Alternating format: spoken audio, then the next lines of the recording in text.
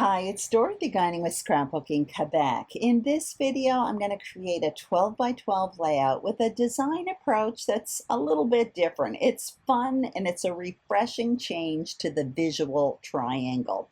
I'm going to be creating this one with Echo Park Paper Summer Vibes collection.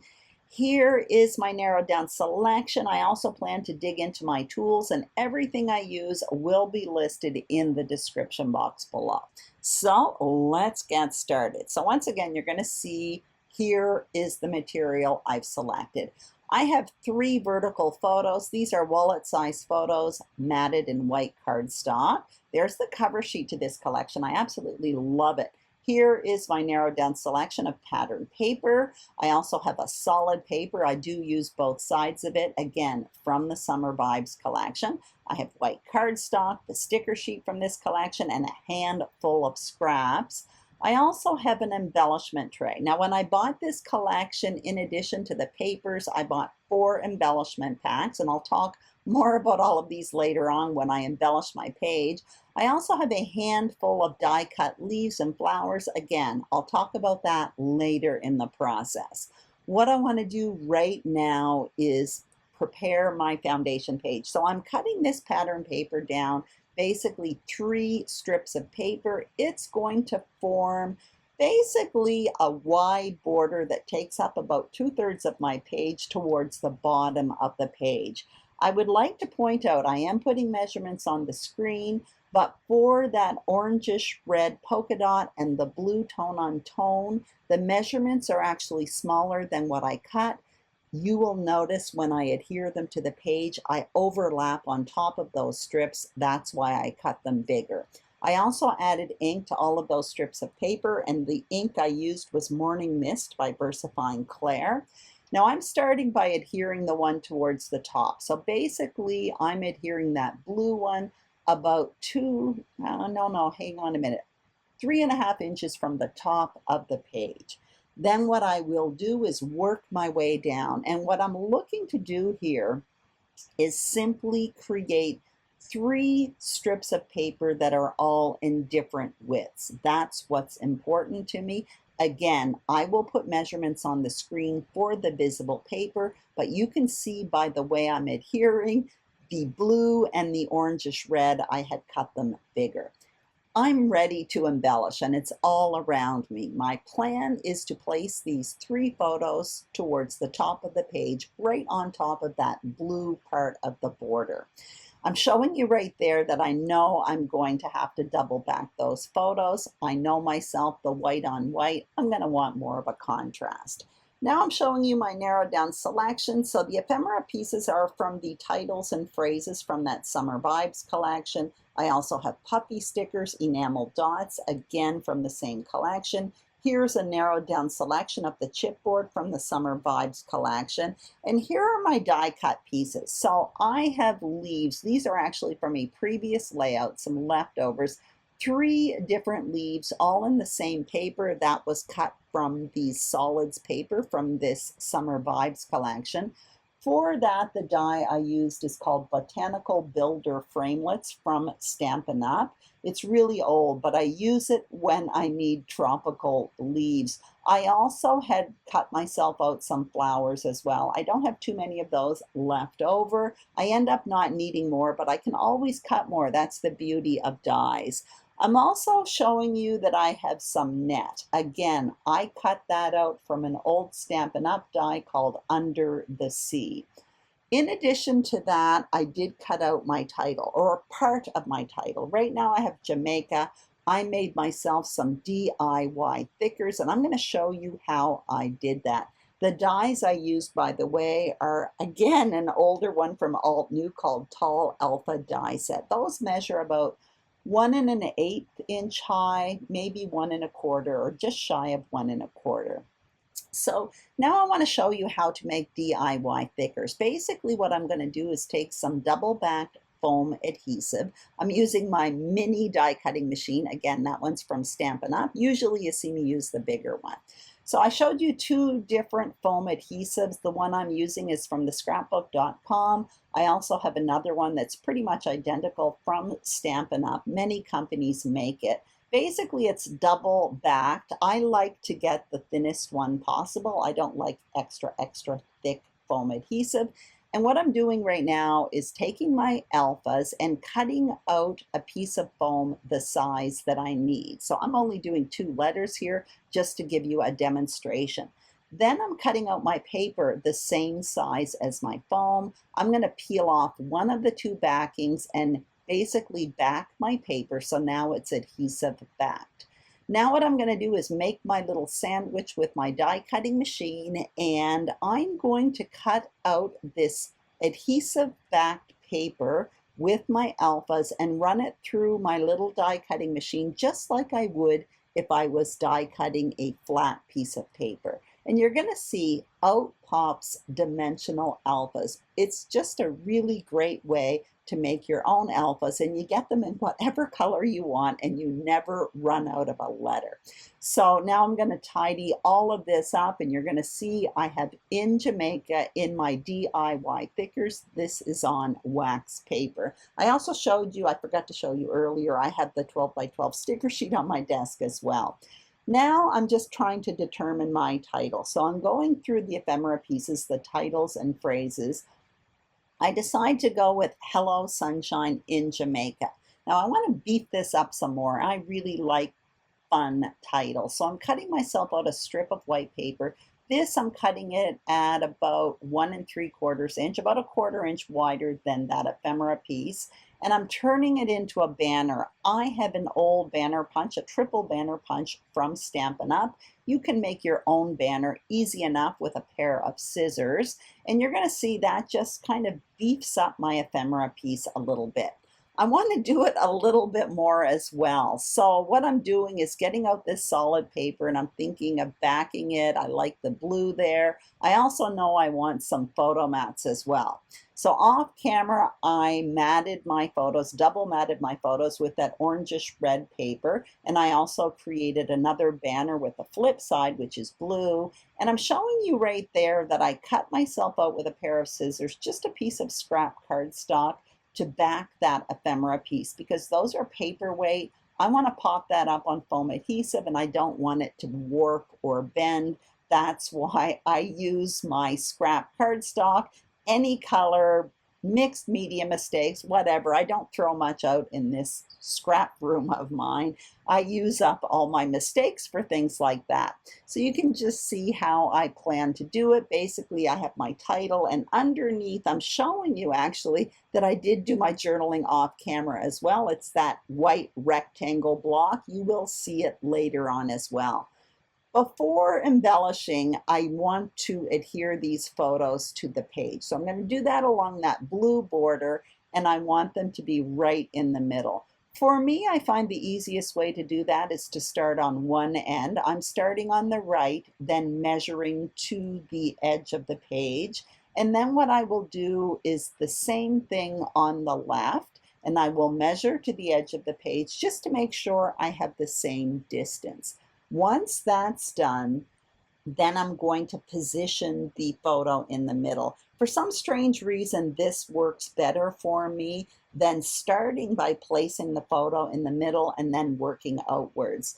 That would be logical that it would work, but for me, for some strange reason, it never works. So I start on the right, then go to the left, then position my photo in the middle.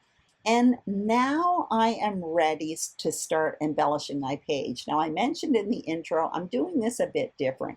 Usually I do 2 or 3 embellishment clusters, often creating a visual triangle. This, everything is going to be in the same spot. You can see me positioning my title and my journaling, and I plan to have my embellishing bursting out from that title banner. So when I create embellishment clusters, I always start with the biggest stuff. So I'm starting with that net that I had die cut off camera.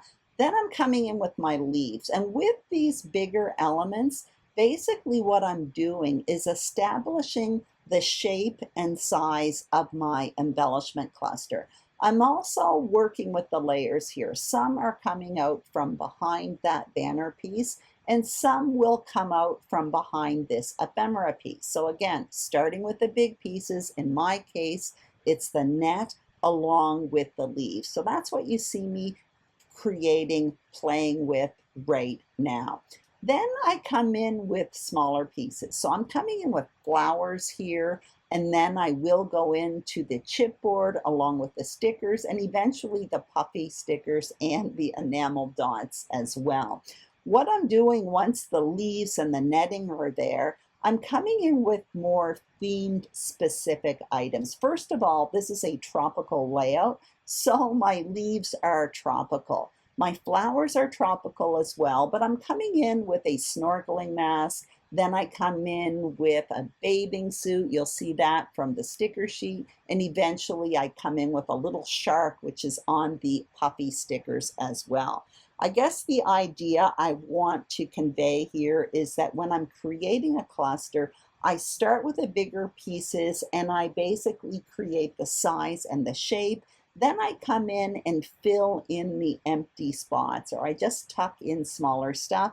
And often, or like in this case, I'm really coming in with theme specific items. This is really fun. I'm loving how this is looking. And again, everything is in one area: the journaling, the title, and the embellishment cluster. Now I'm having a look at that 12-inch border strip of the waves. I'm really liking that. So I'm thinking of lining that up just above that striped paper. I snap a photo of all of this because none of that embellishing is adhered to the page, and I'm just going to have to do it now. So I'm kind of deconstructing it. And I do have that photo to refer to if I need it. It turns out I don't, but at least I have it there. It's a good backup if you forget, if you're about to adhere a million pieces to your page, you don't want to forget where you had placed them and where you had liked them. So you can see I'm cutting down that 12-inch border strip because I don't want to waste it behind that banner. I can use that piece on the coordinating page.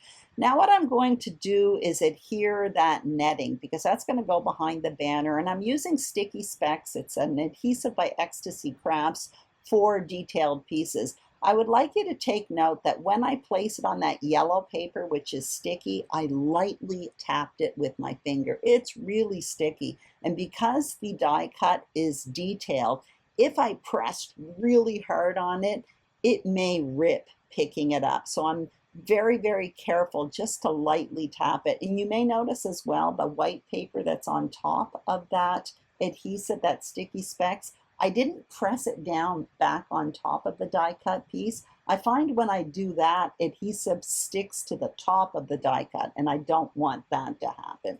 Anyway, as you can see, I have adhered my banner, and now what you see me doing is adhering the leaves. I haven't adhered the ephemera piece quite yet, but basically I'm coming in with all the leaves, again, adhering them more or less where I had placed them. And now I'm just playing around with some of the smaller bits. So I have a flower there. I plan to have that overlap that ephemera piece a bit. I'm just playing around with that snorkeling mask as well, along with that bathing suit, which came from the sticker sheet. When I'm adhering this, I am not pressing too hard because often when I'm creating these clusters, I like to move things around a bit. So there's two things. That adhesive you see me using by Easy Runner, the red one there, for me, I find it's permanent, but I still have a bit of wiggle room. I can move things around, and you're definitely seeing me do this when I'm building this cluster. Also, when I'm placing these items down, I'm careful not to press too hard at this point because I don't want it to super adhere. And once I'm happy with it, then I will press down hard.